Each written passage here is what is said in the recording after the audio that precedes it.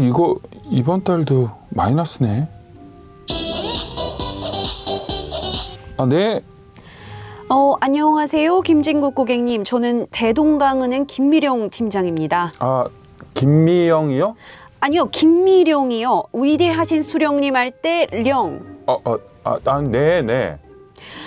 전화를 드린 이유는 김진국 고객님께서 이번 달 최고 고객으로 선정되셔서 상금 100만 원을 입금해 드리려고 연락드렸습니다. 진짜요? 와, 대박.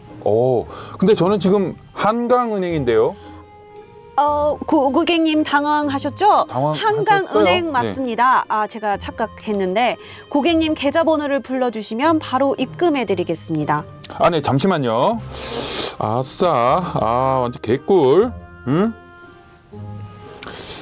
0108 0108 1984. 계좌번호 확인해드리겠습니다. 0108 1984. 네, 맞습니다. 비밀번호는 어떻게 되시나요? 1234요. 1234요? 네, 잠시만요. 저기 고객님 은행 계좌가 마이너스이세요? 이번 달 술값 좀 많이 나가지고 그렇게 됐습니다.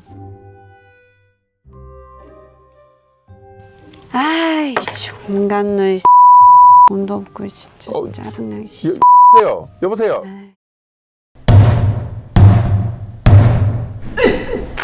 안녕하십니까. 북한의 사회 문화 소식 살펴보는 북설입니다. 홍알박 기자. 네, 안녕하십니까. 오늘은 좀 많이 달라 보이네요. 컨디션이 좀 좋아 보여. 샴푸를 바꾼 것뿐인데. 깜빡 속으셨죠? 오늘은 홍알박 기자가 아니라 김소영 기자가 나왔습니다. 김소영 기자, 안녕하십니까? 네, 안녕하세요. 네, 홍화복 기자님은 어디 가셔서 저를 오늘 부르셨나요, 급하게? 홍 기자가 많이 아파. 뱀한테 물린 건 아니죠? 아닙니다. 네. 자, 오늘 김소영 기자 어떤 소식을 가지고 나오셨습니까? 네, 제가 먼저 좀 힌트를 드릴게요. 마약 밀매, 위조지폐 발행, 납치, 살인. 이건 거의 엄청난 범죄 집단인데요. 마피아 아닙니까? 마피아? 네, 비슷합니다. 이제 북한 정권이 벌여온 범죄들에 관해서 얘기하려고 하는데 이제 워낙 내용이 많다 보니까 오늘은 사이버 범죄에 대해서만 좀 얘기를 하려고 합니다. 네, 요즘 특히 코로나 이후에 컴퓨터 많이 쓰고요. 네트워킹 해야 되니까 사이버 범죄 아주 심각하죠. 그 중에서도 북한이 배후인 사이버 범죄 참 많은데요. 대표적인 사례 먼저 좀 들어주시죠. 예, 다들 들어보셨겠지만 가장 유명한 사례는 이제 소니 픽처스를 해킹했던 사건입니다. 2014년에 벌어진 일인데요.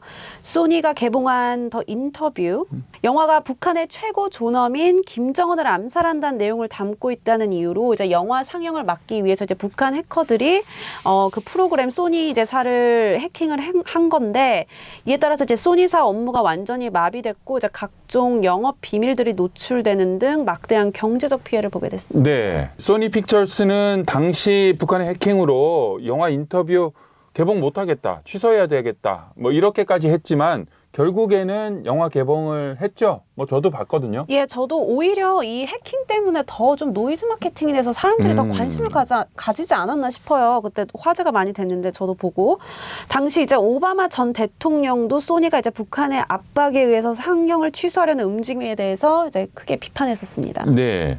We cannot have a society in which some dictator someplace can start imposing censorship here in the United States. They caused a lot of damage, and we will respond.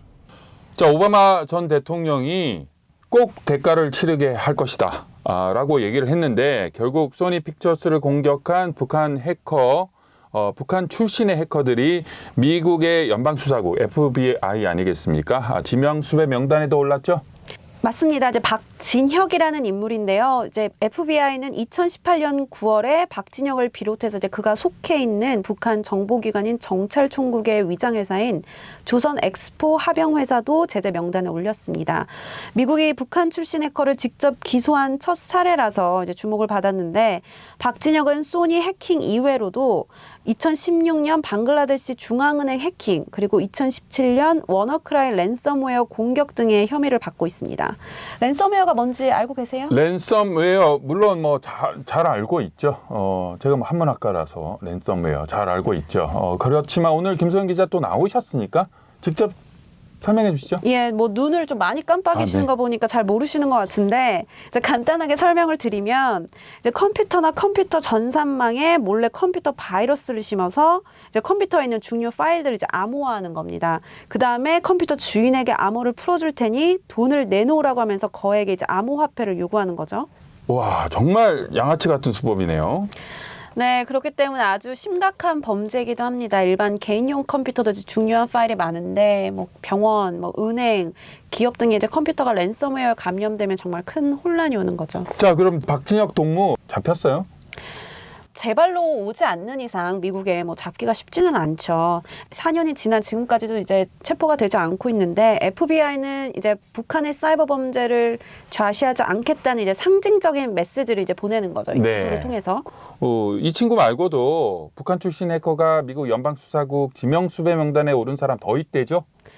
네, 그 이름이 좀 비슷한데 전창혁이라는 인물입니다. 전창혁. 어떤 범죄에 연루돼가지고 지명수배를 받게 됐나요?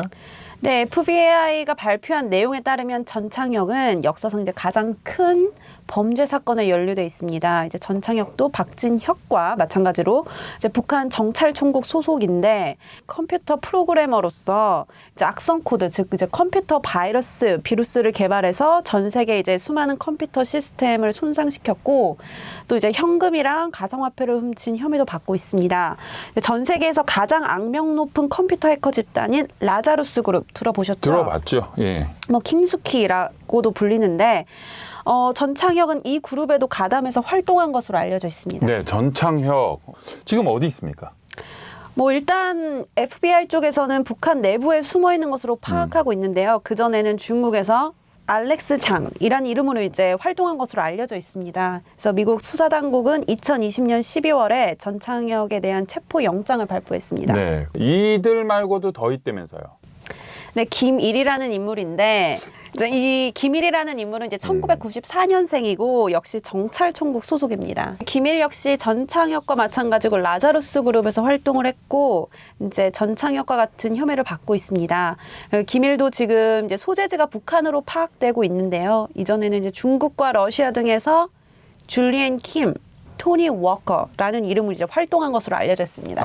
이 전창혁, 김일이 현금과 가상화폐를 훔쳤다고요? 금액도 엄청날 것 같아.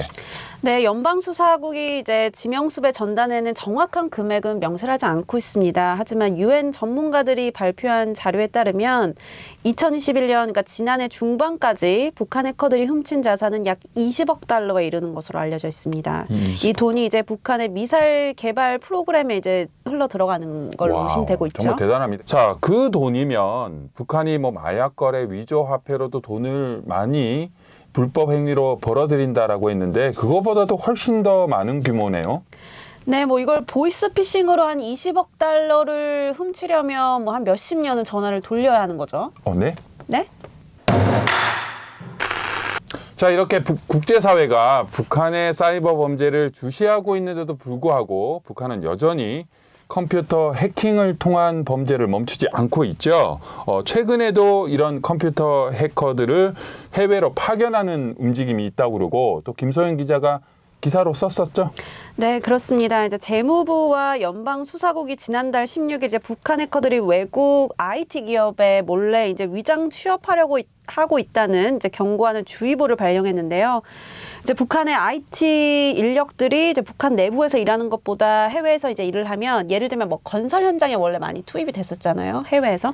근데 거기서 버는 돈보다 한 10배 이상을 벌 수 있다고 해요. 뭐 IT 쪽이 아무래도 좀 돈을 잘 주잖아요. 그래서 그런 것 때문에 외화벌이에 크게 기여할 수 있어서 이제 북한에서는 이제 IT 인력들을 해외 취업을 이제 많이 이제 권장하고 있는 거죠. 네. 어찌됐건 여전히 북한의 IT 노동자들이 해외에 나가서 해커로 활동을 하고 있다는 거네요.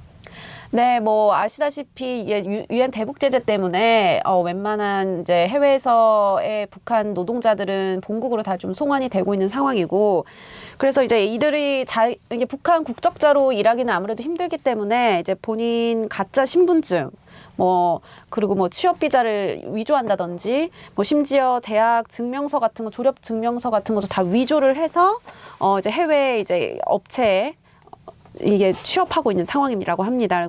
그리고 일부는 이제 북한 국적자라는 것을 숨기기 위해서 이제 DPRK 대신에 코리아라고만 이제 국적을 밝히면서 일반 사람들이 보면 한국 사람인가라고 이제 오해하기가 쉬울 것 같아요. 이름도 비슷하고 하니까. 이제는 북한이 외화벌이를 하기 위해서 코리아, 한국인 행세까지 하는군요. 네, 괜한 오해를 살 수가 있겠어요. 그래서 갈수록 이제 북한에 대한 제재 압박이 커지면서 이제 북한의 외화벌이 수단이 점점 위축되고 있는 상황인데, 그래서 아마 북한의 IT 그리고 사이버 분야에서 범죄는 더 심해질 것으로 보입니다.